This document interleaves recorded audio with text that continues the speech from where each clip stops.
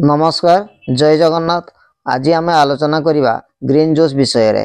Green juice कौन, यार उपकार कौन रही किपरि तैयारी करा जाए इत्यादि। यार प्रथम बेनिफिट होची ग्रीन जूस रे सफिशिएंट परिमाण रे vitamin A, vitamin C, vitamin K, vitamin B, vitamin E, folate एवं विभिन्न प्रकार मिनरल्स यथा potassium, magnesium, sodium, calcium, iron आदि नेचुरल फॉर्म रे थाए।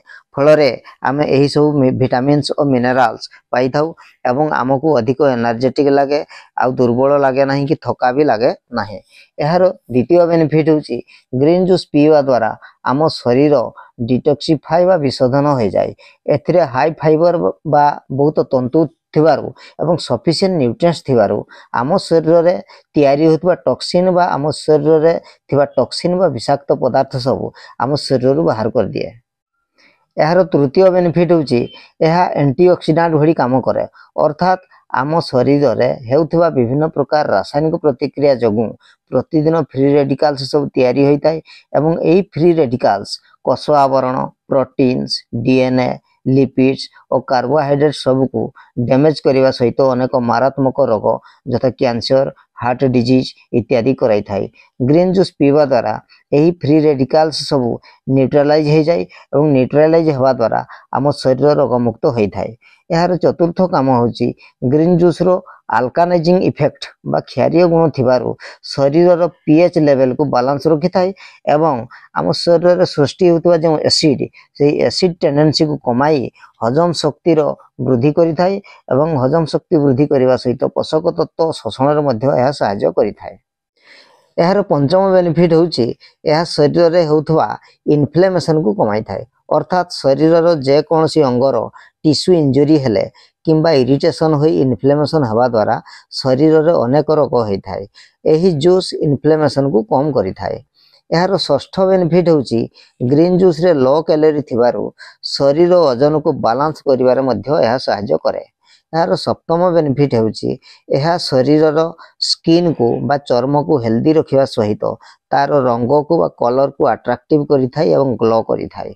यार अष्टम बेनिफिट होची शरीर हेमोग्लोबिन बा रक्तर परिमाण को बहुत शीघ्र वृद्धि करि थाए। एही सब बेनिफिट व्यतीत यार आहुरी अनेक फायदा बा उपकार रही। वर्तमान यार प्रस्तुति प्रणाली आलोचना करिवा। प्रथमे किछि परिमाणर साग किंबा पत्र यथा पालंग साग, पुदीना पत्र, धनिया पत्र, कबी साग, दुब घास, पिजुड़ी पत्र, आंब पत्र एगुड़िक मध्यरु जेकोसी गोटे किछि परिमाण नेबे, नहीं ताकू भल भाव धोईदेवे। धोई सारिबा परे ग्राइंडर साहाय्य भल भाव ग्राइंडिंग करी ताकू छाणीबे। छाणी सारी सेथिरे टिके लेंबु रस एवं टिके संधव लवण बा रॉक सॉल्ट मिसाइबे। तापरे एही जूस को प्रतिदिन सकाळू खाली पेटरे पियंतु, किंतु जूस पीवार 1 घंटा पर्यंत आउ अन्य किछि खाइबे नाही।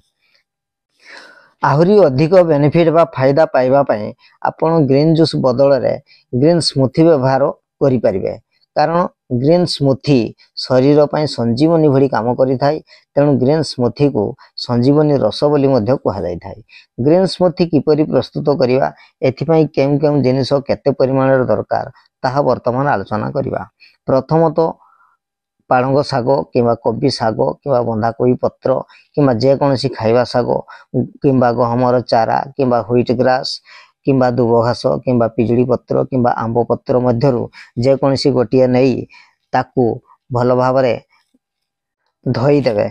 एहार परिमाण अन्य जिनिस तुलनार अधिक नेबे। द्वितीयतः यहाकू अधिक टेस्टी करिया पई एथिरे धनिया पत्र किंबा पुदीना पत्र किंबा भृषंग पत्र मध्यरु जेकोसी गोटिए अल्प परिमाण रे मिसाइबे। तृतीयतः कम मीठा थिबा बा लो ग्लाइसेमिक थिबा जेकोसी फाड़े फल अर्थात फाड़े सेव किंबा फाड़े पिजुड़ी किंबा किछि नडिया मिसाइबे। चतुर्थतः एथिरे 1 चम्मच दालचीनी पाउडर, 1 चम्मच धनिया पाउडर, 1 चम्मच गोलमरीच पाउडर मिसाइबे किंबा एगुड़िक बदल रे जलजीरा पाउडर मध्य मिसाई परिबे। पंचमतः एथिरे टिके संधव लवण बा रॉक सॉल्ट, टिके लेंबु रस एवं खंडे अदा एवं किछि पानी मिसाई ताकू भल भाव ग्राइंडर साहाय्य ग्राइंडिंग करी ताकू छाणीबे। ଏହାକୁ ଅଧିକ ପାୱାରଫୁଲ ବା ବୁଲେଟ୍ ପ୍ରୁଫ୍ କରିବା ପାଇଁ ଏଥିରେ 2 ରୁ 4 ଚାମଚ ଭର୍ଜିନ୍ କୋକୋନଟ୍ ଅଏଲ୍ ବା ଖାଇବା ନଡ଼ିଆ ତେଲ ମିଶାଇବେ। ଏହି ଗ୍ରୀନ୍ ସ୍ମୁଥି को ଆପଣ ଛାଣି କରି ପିଇ ପାରନ୍ତି ବା ନ ଛାଣି କରି ପିଇ ପାରିବେ। ଯଦି ଆପଣ ଏହାକୁ ନ ଛାଣୁଛନ୍ତି ତାହେଲେ ଏଥିରେ ଖଦଡ଼ା ଅଂଶ ଅଧିକ ମିଳିବ ଏବଂ ଅଧିକ ଯଦି ଖଦଡ଼ା ଅଂଶ ପାଇବେ ତାହେଲେ ଏଥିରେ फाइबर ଅଧିକ पाइबे जहाँकि शरीर ପାଇଁ ଅନେକ ଲାଭଦାୟକ ଅଟେ। प्रथमे ଖଦଡ଼ା ଅଂଶ ଗୁଡ଼ିକ ଖାଇଲେ पेट टिके अपसेट लागिबो अभ्यास रे परिणत हे गले आ ताहा ठीक हे जिवो।